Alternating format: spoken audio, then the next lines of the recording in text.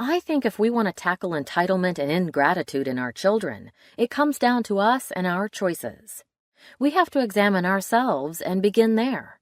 After all, how can we show our kids gratitude unless we are thankful?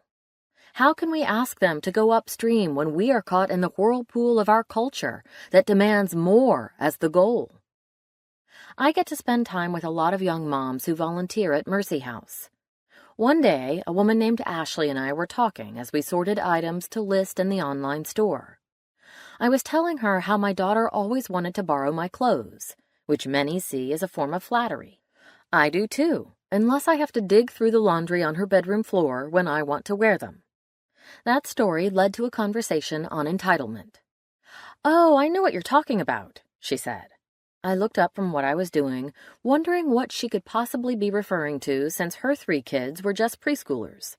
I wanted to take my little girl on a special mommy-daughter date, so I arranged a babysitter for the boys.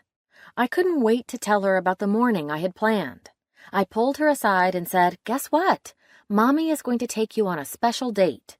We are going ice skating, and then we are going to have hot chocolate."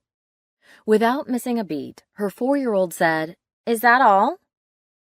As my friend retold the story, I could hear the pain in her voice. She immediately saw the entitlement for what it was and explained to her daughter that she should be grateful for whatever they did together. "Okay," her little girl said and went off to play, without even understanding that her innocent question revealed her humanity.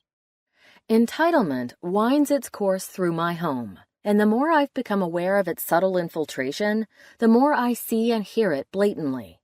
This is all I get? There's nothing else? From ice cream serving sizes to allowances, the opportunity to demand more is present.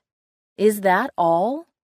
I believe these 3 little words sum up the tone for those of us in most Western cultures. No one teaches us to ask that question or expect more. It's in our nature. Just as Romans 3:23 says, "Everyone has sinned, we all fall short of God's glorious standard." NLT.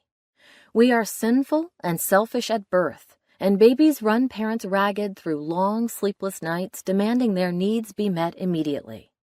But at some point, we grow up and begin to understand that the world doesn't automatically cater to our demands like our parents did.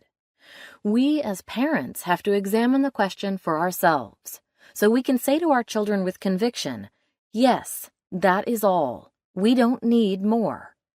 As discouraging as the task of defeating entitlement in our lives may seem, I'm convinced it can be done. We can turn the tide in our homes and go against the climate in our culture by teaching a more powerful learned behavior, gratitude, that we will spend a lot of time unpacking in the coming chapters.